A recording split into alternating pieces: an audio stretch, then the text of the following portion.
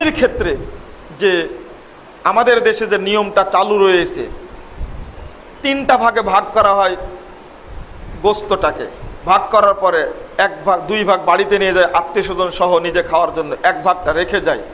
দুঃখজনক ব্যাপার হলো ওই ভাগটাকার উপরে আবার যারা কুরবানি দিয়েছে তারাও ভাগ নেওয়ার চেষ্টা করে। এটা কিন্তু গোটা দেশেই চালু আছে। এটা জেনে রাখবেন, যে জিনিসটা আপনি রেখে আসলেন, অজুহাত কি, যুক্তিটা কি?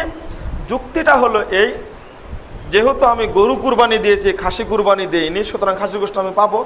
যেহেতু আমি খাসি কুরবানি দিয়েছি, গরু কুরবানি দিইনি, সুতরাং গরুর গোস্তটা পাবো।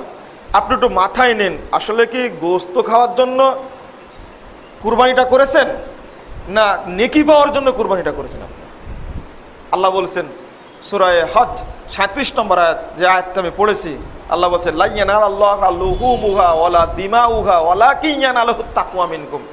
আল্লাহর কাছে গোস্তও পৌঁছে না, রক্তও পৌঁছে না, বরং পৌঁছে তোমাদের আত্মাটা, তাকওয়াটা তোমাদের কাছে পৌঁছে। কোন উদ্দেশ্যে তুমি কুরবানিটা করলে? তাহলে আমরা কেন এটা করি না? ওটা মিসকিনের জন্য দিয়েছেন আপনি, যারা কুরবানি করতে পারেনি, দরিদ্র মানুষ, তাদের মাঝে বন্টন করে দিন। ওটা আপনি ওখানে আবার ভাগ বসানোর জন্য চেষ্টা করবেন না। এটা একটা জাহেলিয়াত ছাড়া কিছু নয়, এবং ইতর শ্রেণীর মানুষের পরিচয় এটা। কুরবানির মাংস বন্টন রীতির ব্যাপারে শরীয়তে সুস্পষ্ট কোনো নির্দেশনা নেই। আল্লাহ তাআলা বলেছেন ফাকুলু মিনহা ওয়া আতিমুল বাঈসাল ফাকির ওয়া আতিমুল কানিয়াল মুতাররা। আল্লাহ তাআলা বলেছেন পবিত্র কোরআন মাজিদে, তোমরা কুরবানির এই মাংস, এই প্রাণীটার মাংসকে নিজেরা খাও এবং গরিব অসহায় মিসকিনদেরকে খাওয়াও। আল্লাহ তাআলা বলছেন নিজেরা খাও এবং গরিবদেরকে খাওয়াও, কিন্তু কতটুকু খাবে, কতটুকু গরিবদেরকে দেবে, এ বিষয়ে কোনো নির্দেশনা আল্লাহ তাআলা কোরআনে বলেননি, রাসূল সাল্লাল্লাহু আলাইহি ওয়াসাল্লাম কোনো হাদিসে বলেননি। তবে এ মর্মে কোনো সহিহ হাদিস পাওয়া যায় না। কিছু আসার দেখা যায় 3 ভাগের।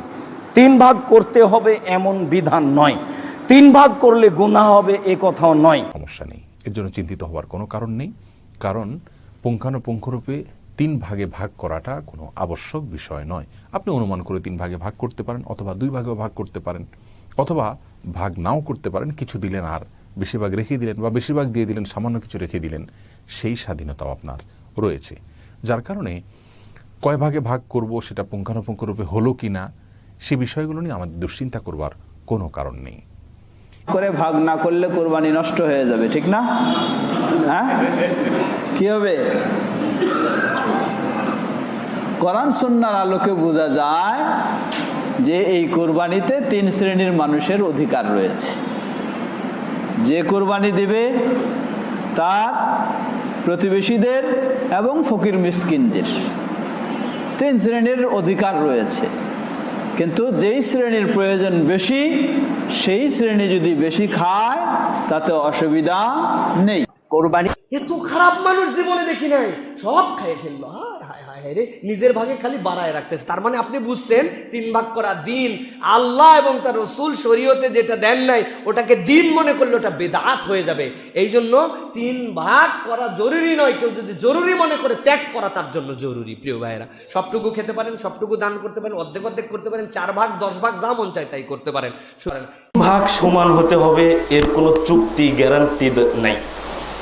আজকে ভালো করে শুনবেন, কোন কোরআনের আয়াত বা সহিহ হাদিস দ্বারা এটা প্রমাণিত নয় যে 3 ভাগ দাড়ি পাল্লা দিয়ে সমান সমান করতে হবে।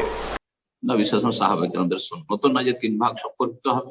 আবার 3 ভাগ করে অতিরিক্ত কুসংস্কার হচ্ছে যে 1 ভাগ বাড়িতে রাখলো, 1 ভাগ গরিব মিসকিনকে দিল বা কাউকে খাওয়াইলো, নিজে বিতরণ করলো, আর 1 ভাগ সমাজে জমা করে চলে আসলো সর্দার মন্ডলকে আমানত, যে এটা তোমরা এখন ভাগ করো। তো ওরা করবে কি, এখন বাড়ি প্রতি ভাগ করা শুরু করলো। দেখা গেল যার বাড়িতে যত বেশি সদস্য, ওই ধনী লোকটা, মহাজন লোকটা বেশি পেয়ে গেল, আর গরিবের বাড়ি যেহেতু একজন এতিম আছে অথবা একটা বিধবা আছে, ও অতটাই 250, 101 কেজির বেশি পেল না। না, এগুলো না জায়েজ কাজ, এসব না জায়েজ। আব্বাস রাদিয়াল্লাহু তাআলা আনহু তিনি কোরবানির গোশতকে 3 ভাগে ভাগ করতে বলতেন। ইবনে আব্বাসের আমল ছিল তিনি 3 ভাগ করতেন। তো এই ভিত্তিতে ইমাম আহমদ বিন হাম্বল রাহিমাহুল্লাহ বলছেন যে 3 ভাগ করাটা উত্তম। তবে এই 3 ভাগ বাধ্যতামূলক নয়। করতে হবে কয় ভাগ? কুরবানির গোশত সমান ভাগে 3 ভাগ করতে হবে এমন কোনো বিধান শরীয়ত আপনাকে দেয়নি, এভাবে আসে নাই।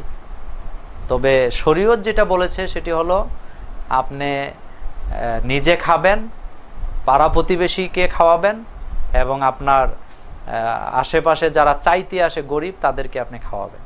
ফাকুলু মিনহা। ভিডিওটি ভালো লাগলে লাইক দিন, কোনো কিছু জানার থাকলে কমেন্ট করুন, ভিডিওটি অবশ্যই শেয়ার করুন। হতে পারে আপনার একটি শেয়ারের কারণে কারো উপকার হতে পারে। ইসলামিক ভালো ভালো ভিডিও পেতে চ্যানেলটি সাবস্ক্রাইব করুন।